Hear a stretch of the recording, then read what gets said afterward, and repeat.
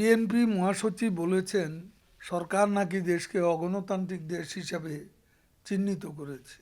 প্রকৃতপক্ষে দেশের গণতান্ত্রিক অগ্রযাত্রা শেখ হাসিনার নিরলস প্রয়াসে বরং বিএনপি পদে পদে বাধার সৃষ্টি করছে। বিএনপির বহুদলীয় তামাশা আর ভোটারবিহীন নির্বাচনী দেশকে গণতন্ত্র থেকে ছিটকে দিয়েছিল। ১০০ কোটি ভুয়া ভোটার সৃষ্টি করে তারাই গণতন্ত্রের কবর রচনা করতে চেয়েছিল। আপাদমস্তক অগণতান্ত্রিক এবং লুটপাটের রাজনীতির জনক বিএনপি মুখে গণতন্ত্রের বুলি ছাড়লেও অন্তরে সাম্প্রদায়িকতা আর সুবিধাবাদী লালন করে। তারাই এদেশে ধর্মান্ধ, উগ্রবাদী ও সাম্প্রদায়িক দেশ হিসাবে এদেশকে চিহ্নিত করতে চেয়েছিল। আর বঙ্গবন্ধু কন্যা শেখ হাসিনা জনগণের অধিকার প্রতিষ্ঠার মাধ্যমে অসাম্প্রদায়িক বাংলাদেশকে বিশ্ব দরবারে সম্ভাবনাময় অর্থনৈতিক শক্তি হিসাবে প্রতিষ্ঠা করেছেন। তারা বলেছেন, সরকার নাকি বেগম জিয়ার চিকিৎসা নিয়ে মিথ্যাচার করছে। সরকার নয়, মিথ্যাচার আর বিএনপি এখন সমার্থক শব্দ। তাদের অবিরাম মিথ্যাচারের দাপটে এখন আর তাদের বক্তব্যে সত্যের লেশমাত্র খুঁজে পাওয়া যায় না। বেগম জিয়ার মামলা শুরু থেকে আজ অবধি তারা মিথ্যাচার আর অপরাজনীতির উপরই ভরসা করছে। বন্দি বেগম জিয়া অধিকতর শক্তিশালী এ দর্শন প্রতিষ্ঠা করতে গিয়ে তারা মুক্তির চেষ্টাও করেনি, আইনগত লড়াইও তেমনটা করেনি। তাদের উদ্দেশ্যমূলক অপরাজনীতির দাবার গুটিয়ে হয়েছেন বেগম জিয়া। বিএনপি নেতারা বেগম জিয়ার চিকিৎসা নিয়েও অতি রাজনীতি করেছে।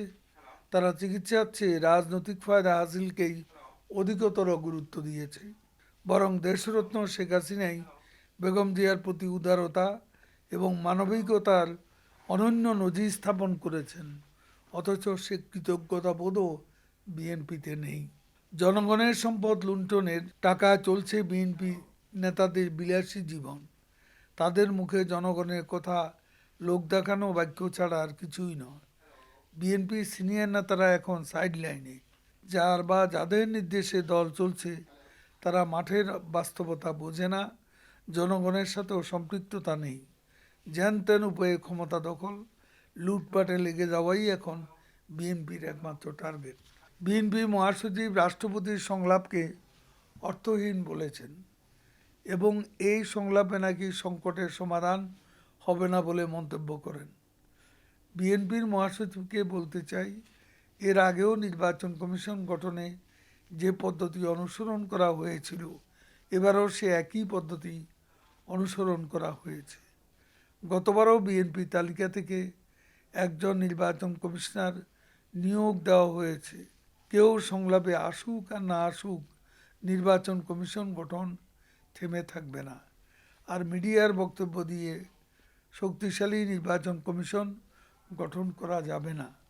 নির্বাচন কমিশন গঠন করতে হলে সুনির্দিষ্ট প্রক্রিয়া অনুসরণ করতে হবে।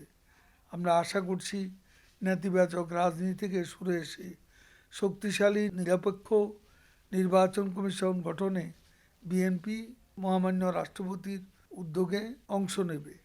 আর এর মাধ্যমে প্রমাণিত হবে আসলে বিএনপি কি শক্তিশালী নির্বাচন কমিশন চায় নাকি বিতর্ক সৃষ্টি করতে চায়।